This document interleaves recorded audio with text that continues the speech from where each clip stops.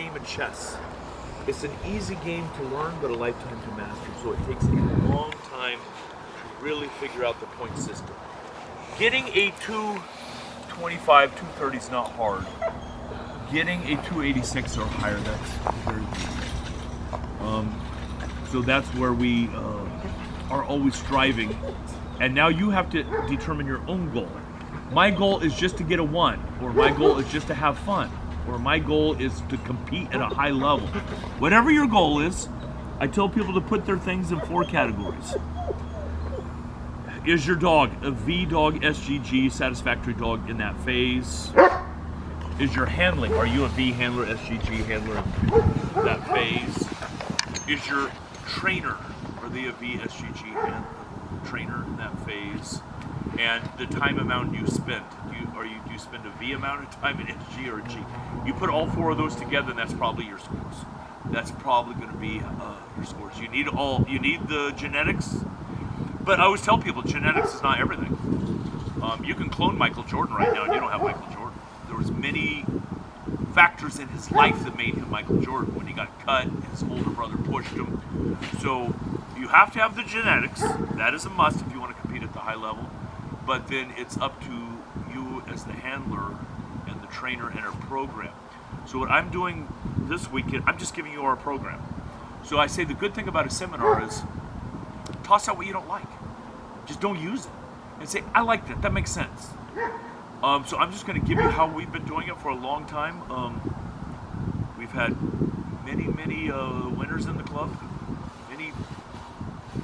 Our club member Don's heading to Paris next week for the World Championships to compete in. So it's a program that definitely does work for us. And the thing that when we're looking at the points, you have your championship points and you have your flashy points. So on a back transport, how many points is your back transport? 5 points. Your bite is 15. So I'm watching handlers. So do you guys know the rating systems? Like V, SGG? Not familiar. Okay, you know that, the ratings, okay. So a V is 96 to 196%. And each component of like obedience you put into phases. So let's say I'm judging you and I give that exercise a high SG and it's a 10-point exercise. You already knew I took off a half point because that's 9.5. If I say low SG, I took off 1 point. If I say low excellent, it means I took off a quarter point. So you know how many points I can have on the ratings. So if you have a 5-point exercise like a back transport and I say a good in my critique, you know I took off 1 point, that's 80%. I've watched people hammering their dog for that 1 point. Your bite's 15. And they're hammering the dog so hard for that 5th point to make sure it's a V on the back transport. Now there's an infraction on the 15 points because the dog's more hesitant to go into the help, the helper. So make sure you're playing the points game in your mind what you're doing. The championship points, I'm talking at the 3 level, are your dumbbells. That's 40 points. I mean, I'm watching people burning out dogs so much lately. Social media is the worst thing for dog training and the best thing. It's great. It's a double-edged sword. I watched this Malinois. It was impressive, I'm not going to lie. I won't mention the person's name, but it had a 5 or 6 month old Malinois retrieving little cute AKC dumbbells, small jumps, ran 6 blinds, stays, and I'm like, 6 months old. Where do you go from here? That dog never made a title. Burn that dog out. Do you remember William from Vancouver? Yeah. He had that female shepherd, and I was doing that seminar, and he laid that track for that 11. I think it was William. I believe it was. He laid that track for that 11-month-old female. That thing had to be 1,200 paces, and it was like an intricate FH2. I mean, acutes, all these. So at the end, I remember I took off my hat, and he goes, "Joel, it looks like you disagree with this." I'm like, "Well," he goes, "what would you have given that?" I said, "Probably 98. In fact, your dog tracks better than any of my dogs. It's incredible. He goes, why do you disagree with that? I'm like, William, where do you go from here? I'm like, where do you go? That dog never made a title either. Burned it out. So you have to think your program. I want longevity. I want some of my highest points of my dogs have been when they're 7.5, 8 years old, because I want my dog to enjoy training. So this program is a little bit more of a slower process. It's not a quickie. It's not like boom, boom, boom.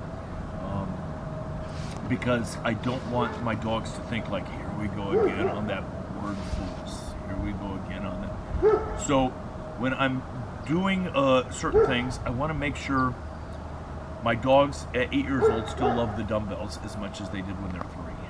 That those are still a fun exercise. It's like a new day. I throw the dumbbell, bring again, yay! So, but there comes a time where you must do it. That's where the rubber meets the road. I do 100% believe in compulsion. I think the people that are not putting pressure on dogs, I think that's going to hunt them when they get to high end levels where the helper puts a lot of pressure on the dog where the dog can't handle the pressure. They have to, I think, be able to handle it. And so I do put compulsion on a dog when a dog does understand a behavior that you must. So then, now put your dogs in this spectrum. I've had all of these dogs too. Hard dog, soft dog. The best dog that you can have is Rolf Weisenberger. He's a really good trainer. He was telling me, you want a dog that's soft to the handler, hard to the helper. Those are rare. Usually they're soft to the handler, soft to the helper, or hard to the helper, or hard to the handler. So I want a dog that's kind of tender with me, but very aggressive and pretty tough with the helper. I usually don't get those kind. Usually my dogs are hard to me and hard to the helper. So when I say I believe in corrections, how hard does your dog need? I mean, my female Malinois Luca, this was her correction. Ah! She'd look at me with those big brown eyes. All right, come here, baby. That's all she needed. Slayer, we had to go around. All right, Slay. I would have never done that to her. I would have broken her little heart. She didn't need that.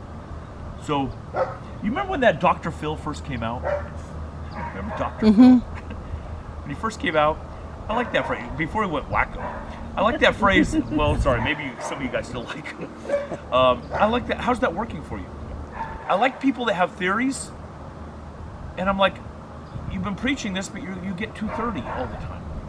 How's that working for you? Versus like John Soros has his theories, it works. The guy, it works. So these theories that I'm saying, it does work for me. But there are programs that will collide. So let's just say you go to Ivan, and I don't know how he does it now, but let's say he wants a motivational out, where you hold the toy still when the dog offers the out, yes, and you give him a tug again. That program is 100% perfect. But let's say you go to Delasegas that wants a compulsion out, first time on a sleeve. Aus and pop, Indy. That's 100% perfect. Those programs will collide. If you go Wednesday to Ivan, Saturday to Dave, you know what I mean? Those will collide. So think of your program and think like this is how I teach exercise, because I will have hopefully 6 ways for each exercise when you're doing something. So when you're doing obedience, think about like, okay, right now in your mind, this is what I'm working on. The biggest thing that I'm seeing when I'm judging now, I'll talk obedience only, is handlers are losing their dogs all the time. The dogs are checking out. The dogs are not engaged with them. And I look at it like this: dog, you've had 23 hours and 45 minutes to do whatever you want. I want 15 minutes of focus. That's not like cruel and unusual punishment, unless it's a very young dog. There's no reason to look at somebody else. No reason. So I socialize my dogs much differently than most people, because I'm going to come back to this engagement. Here's how I socialize almost all my dogs, unless I see maybe they're a little bit shy, then it's different. But if I have a normal outgoing puppy, 8-10 weeks old, and I say, hey, Miss Jane, can you pet my dog? I'll say, okay. And she'll start petting Braddock. And right when I see Braddock getting into it, about 2 to 3 seconds, I start pulling Braddock away from her, yes, and I pay him. The only rule, she can't feed him. And So I want my dogs friendly, but pretty soon I want my dogs to look at Jade like a chair, aloof, like you mean nothing to me.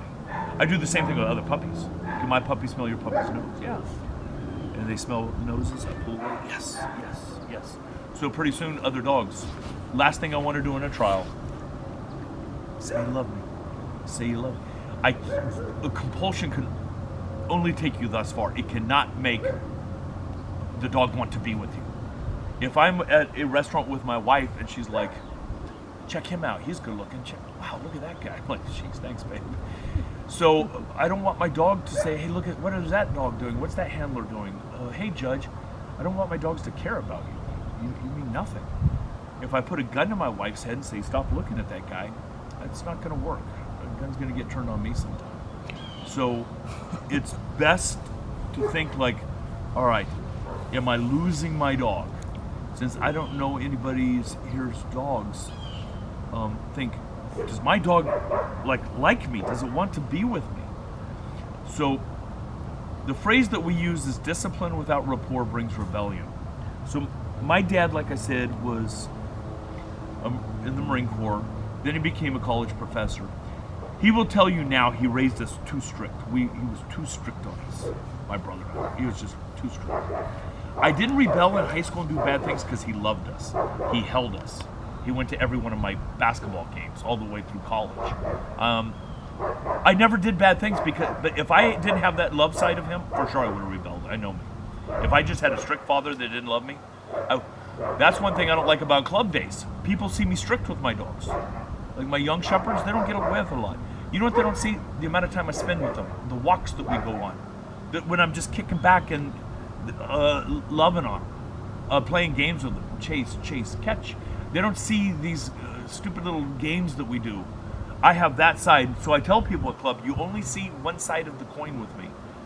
The strict, like we're doing, obedience or protection for Schutzen versus, now we're just a dog going for a walk. That's very important that my dogs like to be with me, because if they don't, that correction will have, like I said, discipline without rapport. It will bring a bad situation, especially in a trial. That's why I think the e-collar can only take you thus far. It cannot make you want to be with me.